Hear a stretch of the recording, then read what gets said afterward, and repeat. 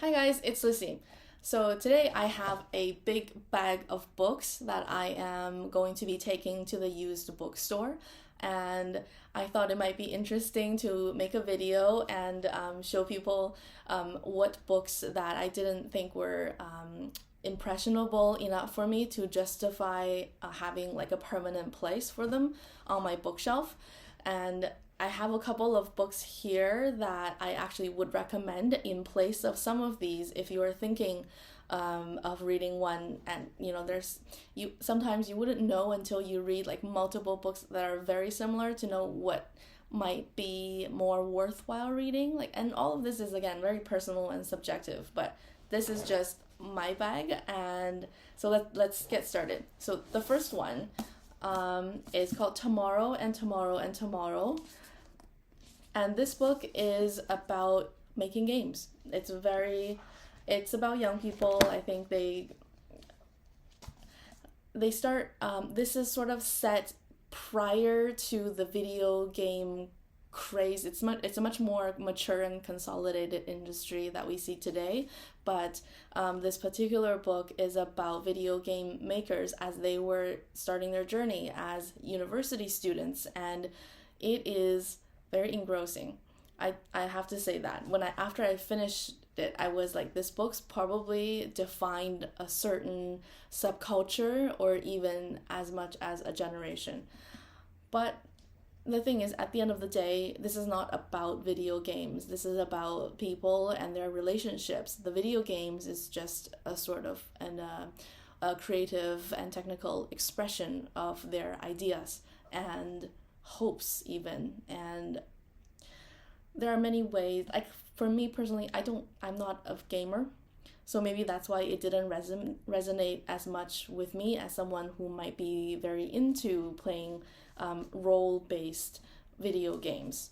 I just found it a little bit immature. It is slightly a coming of age type of story anyway, because the characters were so young when they started having all this like passion and like drive and commercial success with their games. Of course, that brought a lot of relationship issues and revealed a lot of flaws in their characters that they're dealing with. But I just found it a little bit immature. I didn't get that much wisdom out of this. So after like entertainment for about 2 nights, 3 nights, very good story, much more a case of escapism for me than something more reflective. So that's that one. I don't have a good replacement recommendation for that because I just don't read a lot of books about games. But you do see it on the bookshelves still, and very heavily marketed and advertised. So it is well written, and fast paced, but not something that's long lasting. So this one is called The Creative Act, A Way of Being. I was very, very attracted to this cover and the idea of this book. It's a book about being a creative person, or just like being a person, because everyone is creative, right? So why would you have to read a book about being creative? Anyway, so I did take a lot of notes, which I will probably erase, but I got this book at the Strand, so there's some sentimental value here. Yeah, it's got a sticker at the back. I don't know if that adds to like resale value in any sense, but anyway, so this was an expensive purchase, but I didn't feel like it fed my soul the way that it should have, being like a book about creativity and way of living. This other novels, obviously you read it for the story, but there's no real story here. I found everything here to be everything that I already know or I already live as or try to embody. Like, there's nothing new here for me, and I don't know why. I'm not saying that I am like extremely mature in any way, but I just thought some of this was such common sense that it's not even.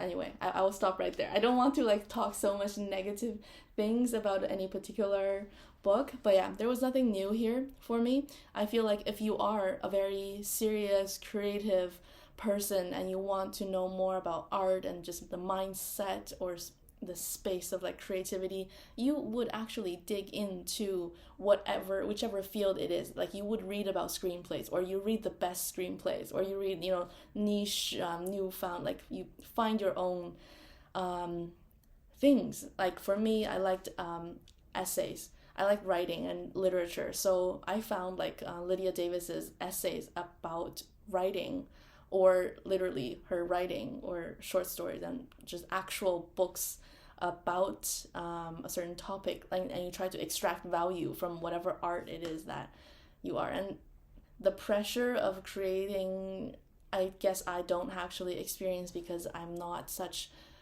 an active creator in that sense. But all of this, you don't need a book to tell you that you shouldn't feel that kind of pressure, that you need to take a step back, or people should just respect whatever. Anyway, there's nothing, it's a little bit blah. I'm just going to say that. Okay, the next one, Lucy by the Sea by Elizabeth Strout. I read this during the pandemic, and at that time, I thought it was very soothing. It's a bathtub book, is what I would call this. It's something that makes you feel very comforted by. Again, there is nothing new. I think it's about a middle-aged lady going on a trip with her husband, I think, and the setting is, as the panicked world goes into lockdown. So this is a sort of summarizing of ourselves, of our relationships, and I think at that time, like, her relationship was breaking down. So it was a little bit of a first world issues type of vibe as well. I think they go to some place like Maine. I want to say like a small town in Maine, or just East Coast, that kind of vibe. Very middle class, slightly privileged vibe, and the writing is quite succinct, so that I liked. It was very clean, but again, there's no, I don't identify with in the artistic sense. There wasn't anything stand out, and for me to keep something like that on my like top shelf, there needs to be like, I don't know, I can talk about that after, like what makes a book a top shelf book. I think that would be an interesting topic. Anyway, the next one, My Year Abroad by Chang Ray Lee.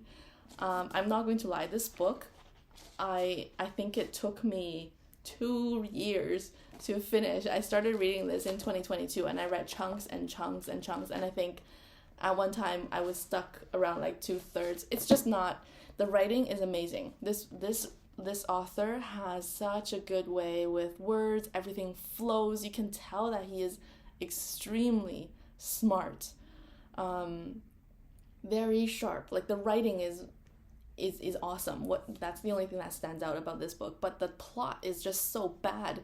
It is creative, I'll admit to that. It's a very long-winded wraparound story of like of this guy who escaped just out of this world con art. Like he got brought along by a con artist like halfway around the world, and they got caught. They got found out, and then they disappeared, and he ended up kind of being like imprisoned. It was a really weird scenario, and he escaped. He literally ran away. And this is like the aftermath of him dealing with that as like a young 20-something-year-old. He meets these people at the airport, and he just shacks up with somebody. It's really weird, and I don't like it. And it's weird in the nonsensical way. It's just too much, too slow. It's not written in like as a play-by-play, but it's like all sort of reflecting back, and that's what I don't enjoy about this, like, at all. I don't want this on my shelf, because I feel this drag sort of energy coming from this. Anyway, so moving on. This is pretty obvious. The Intelligent Investor. Everyone probably has some copy of this on their shelves, and I don't know how many people has read 100% of this. I feel like this kind of book, you're either like 100%er, finished it, marked it, took notes, like flipped back to it, or you're like me, or you're just like scanning. It's just, it all makes sense in its way, but who has the capital to execute it in this way? A lot of it has to do with this idea of owning something that is stable and valuable and produces cash flow. Yes, we all want that, but how many of us actually has any power over what anything that a publicly listed company has to do? Nobody. I feel it's a little bit outdated for what it is. I think there should be a small business version of something like this. And in the small, medium-sized business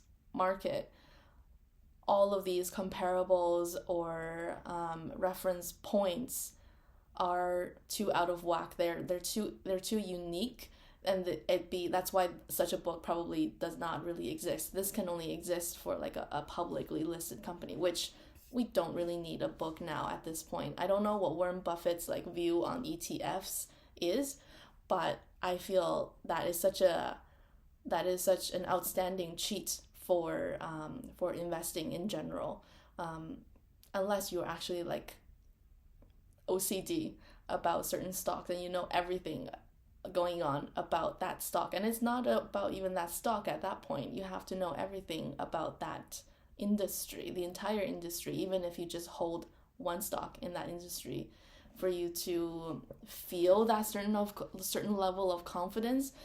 But I think like for most people, the amount of holdings that you have, like even if it's like 10,000, 20,000, it's like such a minuscule portion of the float that it just doesn't really justify the amount of effort. So, I mean, if it were me, for somebody who's actually interested in investing, find more books or podcasts about small, medium-sized businesses and business owners and how to extract value there, because it ain't in public companies, in my opinion. Okay, so the next one is Homegoing by, I'm not sure how to pronounce the author's name, but again, this is a very popular book that I see on the shelves as well, and it is a very touching story. This book comes about at a time when we're all about BIPOC, and there is so much to say about the types of stories that needs to be told, and I think this is well done. It's a good plot. It's very nice writing. Captivating. The Washington Post says dazzling, truly captivating. The thing about this is it's set in Africa. So there is, and I think it goes back and it goes back and forth, as in it jumps time and locations. So this is one of those sort of origination type of stories about slavery, and it's a very heavy topic. So what I'm in my mind comparing to one of my top shelf books is the Book of Negroes. I felt that if you had an equal amount of time, say like half an hour before bed, I would choose this one over this one, because many reasons. I feel like this is a more feminist type of book as well. It just it's too much to justify. Guys, like I can't. This is yeah. So this is going to the used bookstore. This is forever staying on my shelf. I'm just going to leave it at that. Okay, we're gonna go through these faster. This one, Why We Can't Sleep, Women's New Midlife Crisis. This is the type of book that I pick up out of curiosity. I might have gotten this for like very cheap at like I think Book Outlet. If you're in Canada, that's a really good website for new books. This one is all about studies that they've done after just phone calls with women, which I find very interesting. This type of vibe is almost a little bit like this one. It's talking about the generation, the Gen X women who I think there's a term out there, something called like rushing women. These are the women who try to take on everything, career, family, just you see a lot of these women like at work and they're just exhausted. So this resonates with that subset of the population. And I think it's really, really cool to read through all of these and see where experiences sort of coalesce, and there are so much similarities in the mindset. And this is one of those things where you have to read it once, keep it in the back of your head, and then move on. It's all about like a certain perspective of a certain type of person or portion of the population. That was useful for me, but I don't really want to keep that on my shelf. I don't really find there's too much value for me there. The Life of Elves. I bought this book because it's by Muriel Barbery, and The Elegance of the Hedgehog is one of my favorite books. So her books are translated from French, and this one, there was a food one as well, which I really liked, and I gave away as a gift.